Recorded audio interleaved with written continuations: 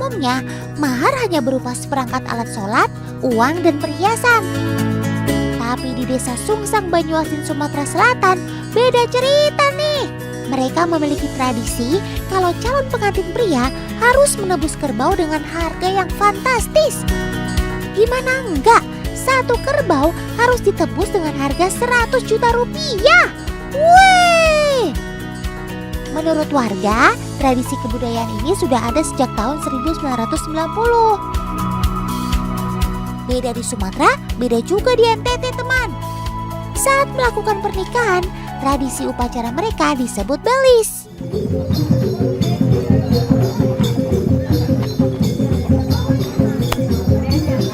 Belis sendiri adalah prosesi upacara dengan mas kawin atau mahar berupa hewan ternak.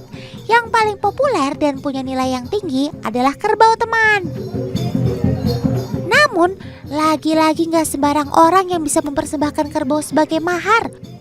Keren banget ya, maharnya gak tanggung-tanggung, tapi kerbau.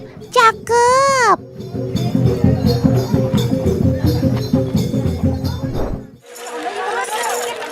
Nah, kalau di Toraja, Sulawesi Selatan, kerbau memang dianggap sebagai salah satu hewan yang sakral, teman. Di berbagai upacara adat, kerbau selalu hadir sebagai simbol kesejahteraan. Bahkan di acara pernikahan sekalipun, kerbau hadir sebagai mahar utama. Jumlah kerbau sebagai mas kawin juga beragam, antara 1 hingga 13 ekor, tergantung dari strata sosialnya. Wah, kalau 1 ekornya saja sudah mencapai puluhan juta, gimana kalau sampai 13 ekor ya? Otan pusing deh ngitungnya. Teman, di antara tradisi-tradisi yang menggunakan kerbau sebagai mahar, ternyata ada maksud dan tujuannya loh. Kerbau ternyata memiliki banyak manfaat bagi keluarga, terutama di bidang ekonomi. Kerbau bisa dimanfaatkan tenaga dan susunya. Belum lagi jika dipelihara, kerbau akan beranak pinak dan jumlahnya terus bertambah. Nah, jadi jika ada kebutuhan mendesak, kerbau bisa dijual dengan cepat karena memiliki nilai yang tinggi. Oh iya, mahar kerbau juga bisa sebagai simbol jika calon pengantin wanita sangat dihargai oleh calon pasangannya. Ayo, siapa nih nanti yang mau nikahnya dikasih mahar si kerbau?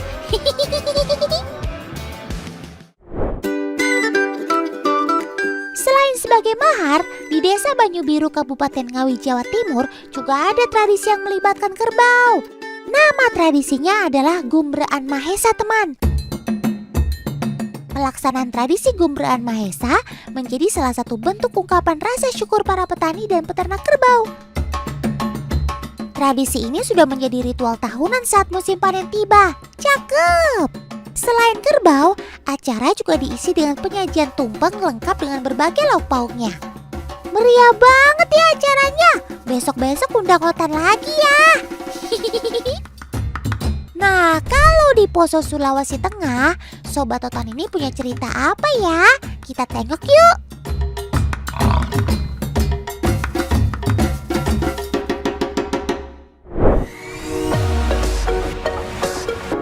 Wah, jernihnya.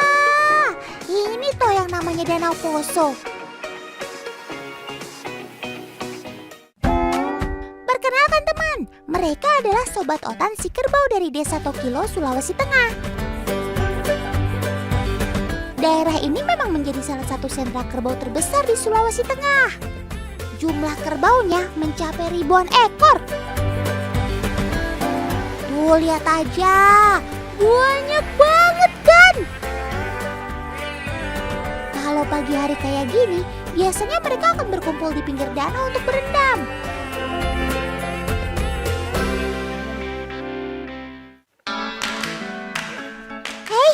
Kamu kenapa, Sob? Kenapa kamu ngejar-ngejar paman itu? Ada dendam apa kamu sama si paman emangnya? Sudah, jangan ganggu paman itu lagi ya. Kasihan tuh, sampai ketakutan gitu. Otan, tahu nggak? Kerbau di daerah ini tidak punya kandang. Ini dia kandangnya. Dari ujung sampai ke ujung. Nah, kalau ada orang asing datang, dia bukan menyerang ternyata. Dia lebih melihat ke botol air ini, dia kira air garam. Jadi dia suka banget sama air garam. Nah, lihat ya. Kelihatan. Nah, kalau kita nggak mau dia terlalu dekat, angkat tangan satu aja. Udah. Kita syuting dulu ya. Oke. Oh, rupanya mereka terbiasa diberi air garam dengan botol, teman. Makanya siapapun yang membawa botol serupa pasti akan langsung dihadang oleh mereka. Berarti daya ingat kalian oke juga ya.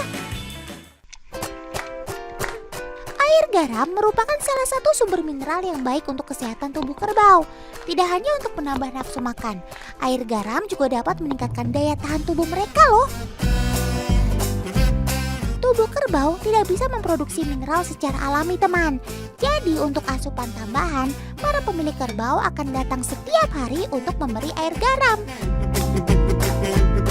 Kerbau yang sering didatangi pemiliknya akan jadi lebih jinak dan tidak takut pada orang yang baru mereka kenal.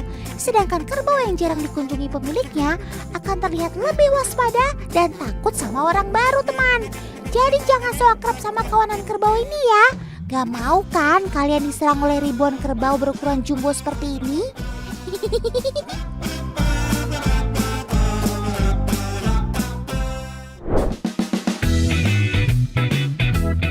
Iyo, apa yang sedang kalian lakukan? Jorok tahu? Aduh, segitunya amat doyan sama air garam. Sampai sisa-sisa di muka temennya dijilatin gitu. Ampun deh.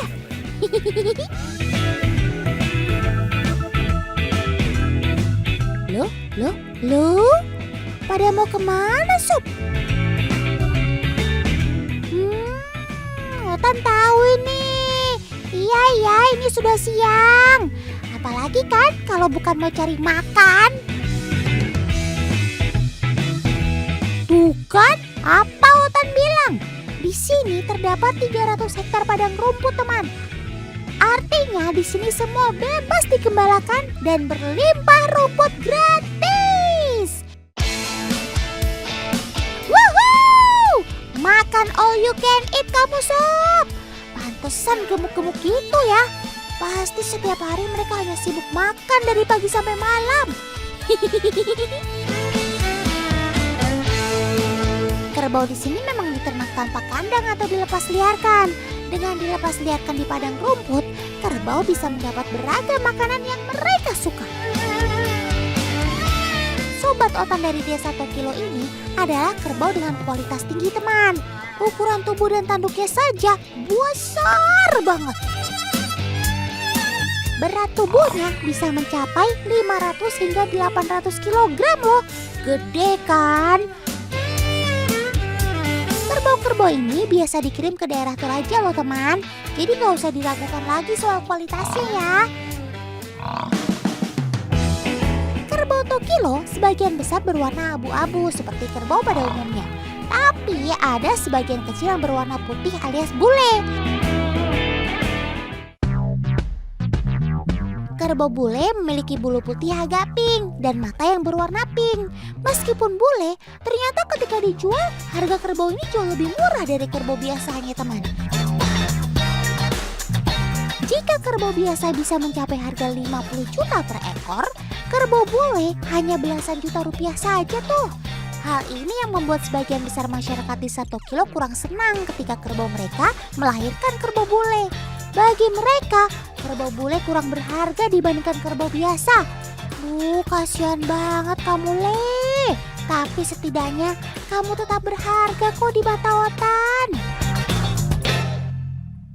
Kalau kerbau bule tidak diharapkan kehadirannya, berbeda dengan kerbau bule yang satu ini.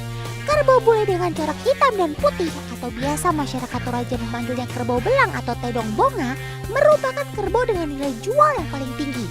Sobat Otan ini mahalnya bukan main.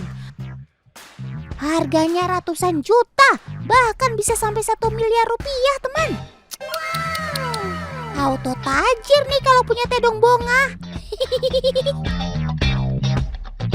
Gak heran kalau ada yang punya kerbau belang, pasti mereka sudah disimpan atau dirawat di kandang di dekat rumahnya, supaya tidak ada yang berani mencurinya.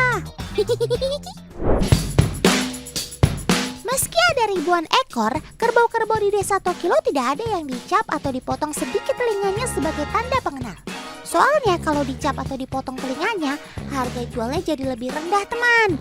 Tapi jangan khawatir, setiap pemilik kerbau di desa ini bisa membedakan kerbau milik mereka hanya dari wajahnya saja. Duh, gimana ngebedainnya ya? Kayaknya mereka semua sama. Sekarang aku mau antar Bapak ini, kita ngecek yang sakit ya Pak? Iya. Ya, ngecek kondisi-kondisi kerbau, barangkali ada yang sakit, bisa diurus sama Bapak. Kita harus naik motor guys, jauh banget. Untuk mengontrol ribuan kerbau di sini, para pemilik saling bergantian berpatroli untuk mengecek kesehatan kerbau-kerbaunya. Karena luasnya mencapai ratusan hektar, alhasil paman di sini biasa berpatroli menggunakan motor. Karena kalau berjalan kaki, yang ada nanti bisa gempor ya teman. Wah, ini bangkai nih Pak. Wah, apa itu? Sepertinya kita terlambat teman. Ini karena sakit kah? Di sini sudah ada beberapa tulang belulang kerbau. Ada juga kerbau yang kena racun di sini ya. Ya, hal ini bisa saja terjadi ya teman. Apalagi mereka diternak liarkan tanpa kandang. Meskipun sering dicek kesehatannya, tapi karena jumlahnya ribuan, pasti ada saja 1-2 ekor kerbau yang lolos dari pantauan. Semoga saja tidak ada kejadian seperti ini lagi ya.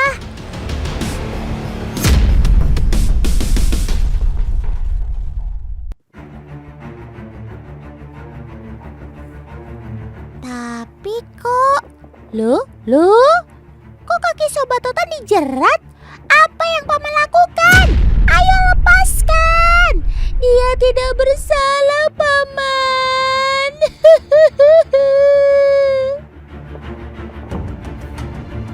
Otan kira paman-paman ini orang baik, tapi ternyata dia memanfaatkan air garam kesukaan kerbau untuk mencoba menjebaknya. Lihat, dia sampai tidak bisa bergerak karena sudah diikat dan ditarik menyilang seperti ini. Sabar Sob, Otan coba cari bantuan.